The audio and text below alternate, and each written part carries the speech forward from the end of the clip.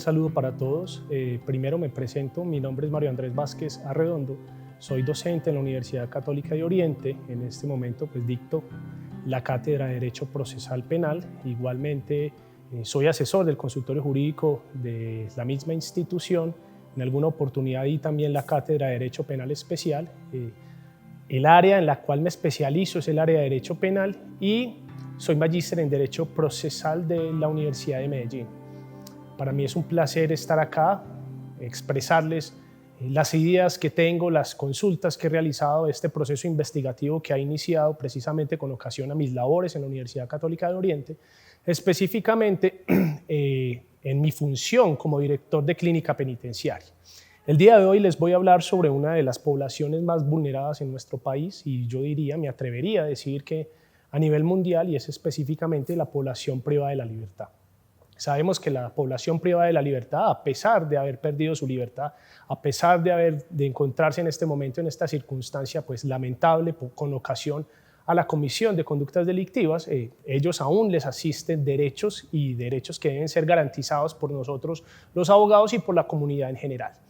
De manera concreta, quería hablarles, iniciarles esta presentación con un extracto del maestro Ferrajoli, quien dice: de la libertad de pensamiento y de prensa a los derechos políticos, de la libertad personal a los derechos sociales. La efectividad de los derechos de la persona no está nunca garantizada de una vez por todas como graciosa concesión jurídica, sino que es siempre el efecto de cotidianos y a veces costosas conquistas.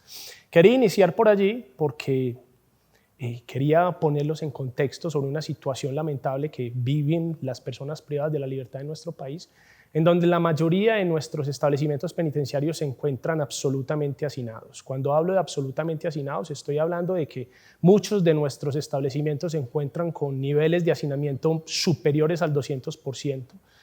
Algunos inclusive llegan al 300% en el nivel de hacinamiento. Y el día de hoy les voy a poner en contexto sobre la situación, primero de Colombia, entregando cifras, y después bajar un poco hacia el nivel más local, Río Negro, y las cárceles del Oriente Antioqueño, y muy específicamente, muy concretamente, la cárcel municipal de nuestra localidad, el municipio de Río Negro, donde también se presentan unas particularidades bastante interesantes.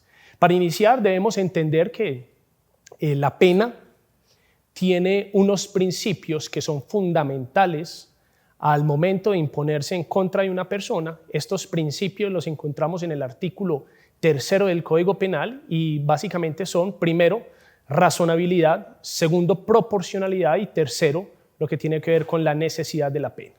Cuando se habla de razonabilidad, se está haciendo alusión a que una conducta que genera reproche social y que es considerada por el legislador como una conducta delictiva, acarrea como tal una sanción jurídica. Así lo determinó el legislador en su momento. Eso es lo que tiene que ver con razonabilidad. El segundo tiene que ver con proporcionalidad y aquí se hace alusión a que la pena que se imponga tiene que ser proporcional con el bien jurídico que fue vulnerado, con la conducta delictiva que generó reproche social y que en últimas es la que genera la consecuencia jurídica. Y por último, lo que tiene que ver con necesidad. Cuando se habla de necesidad como principio de la pena, debemos entender que la pena debe cumplir una función, debe cumplir una finalidad, tiene que tener un objetivo. Cuando se habla de esto, estoy haciendo mención precisamente a esas finalidades que debe cumplir la pena, que además las encontramos en nuestro compendio normativo en el Código Penal en el artículo 4. Cuando se habla de las finalidades de la pena, se habla entonces de 5 finalidades que debe cumplir la pena. La primera de ellas, lo que tiene que ver con prevención especial. La segunda, prevención general. Voy a explicar estas de manera conjunta, pues porque hace alusión al mismo asunto. Cuando se habla de prevención, se habla precisamente del sentimiento de abstención que se genera en la comunidad cuando ésta verifica que una persona que comete una conducta delictiva le acarrea una consecuencia jurídica que en la mayoría de casos es constitutiva de una medida de aseguramiento o una privación de la libertad. Eso es prevención general. Cuando se habla de prevención especial, se está haciendo alusiones precisamente al procesado. Una persona que comete una conducta delictiva se abstiene de cometerla nuevamente con ocasión precisamente a que ya sabe que eso le genera una consecuencia jurídica.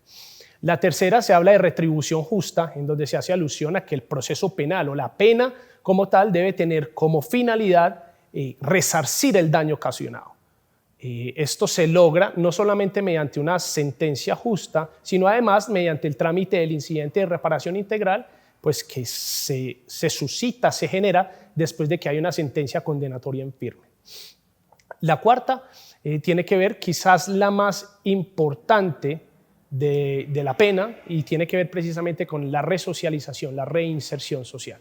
Cuando se habla de resocializar, se hace alusión a que una persona que está privada de la libertad, el Estado debe garantizarle las medidas necesarias de educación, de aprendizaje, ¿cierto? Aspectos culturales, aspectos deportivos, todo lo que tiene que ver y que tiene que injerencia directa con el factor humano.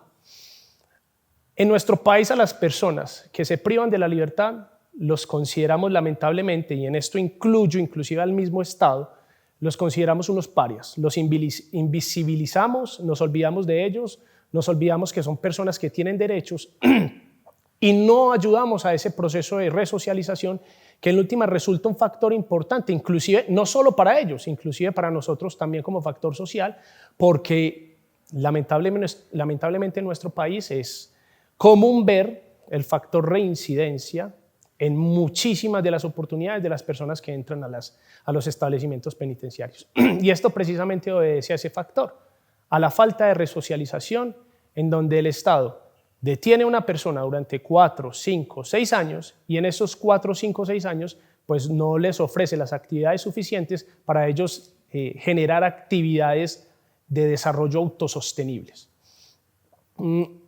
Ahora, hablando un poquito sobre las cifras, vale advertir pues, que en el momento he planteado un panorama bastante delicado, un poquito confuso. Sin embargo, en lo que respecta a Latinoamérica, la situación de Colombia no es tan grave como otros países, como por ejemplo Haití, como por ejemplo Perú, como por ejemplo Guatemala, en donde los niveles de hacinamiento superan el 400%. En Colombia estamos en cerca de 156% en los niveles de hacinamiento. Y en lo que respecta a el oriente antioqueño, nosotros acá contamos con 3 cárceles, una que queda en el municipio de La Ceja, otra que queda en el municipio de Sonsón, que tiene niveles de hacinamiento elevados, pero no tanto como la mayoría de cárceles o establecimientos penitenciarios en el resto del país. Y en lo que respecta a Río Negro, hay una situación particular con Río Negro porque la cárcel municipal, primero que todo, está a cargo de la administración municipal. No es una cárcel que sea permanente, es una cárcel transitoria. Cuando hablo de transitoriedad, se supone que en esta cárcel no deben haber personas condenadas en este sitio. Sin embargo, pues a la fecha hay 49 personas condenadas. Hablando en la cárcel municipal hay 2 patios, un total de 207 personas privadas de la libertad. Y cuando se habla de acceso a la justicia, ellos presentan ciertas complicaciones en este ítem. Primero que todo, pues porque no tienen mucho contacto con sus abogados. La cárcel municipal no cuenta con los suficientes elementos electrónicos pues que para poder dotarle a las personas privadas de la libertad en aras de que se comuniquen constantemente con sus abogados. Por el otro lado, no tenemos locutorios, no tenemos lugares o cubículos donde exista una comunicación privada entre abogado y cliente. Y lo tercero es que en la cárcel municipal, reitero, 206 personas privadas de la libertad, únicamente contamos con 3 espacios, 3 computadores para hacer diligencias de todas estas 206 personas. Entonces es muy frecuente, es muy recurrente ver que las audiencias se aplazan constantemente por este motivo y tiene su lógica. Ahora, ¿qué hacer? Esa es la pregunta que debemos estarnos haciendo nosotros, todos profesionales, no solamente los profesionales, sino también todos los seres humanos, porque en últimas el factor de personas en situación de hacinamiento nos afecta a todos. ¿Qué hacer? Ponernos la mano en el corazón primero, hacernos parte de esta sociedad, entender que ellos, a pesar de estar privados de la libertad, no han perdido sus derechos, comenzar con un proceso de promoción de los derechos de las personas privadas de la libertad y obviamente pues poner nuestro grano de arena no solamente desde lo económico, sino también desde nuestros conocimientos para mejorar su situación. Muchísimas gracias a todos y hasta luego.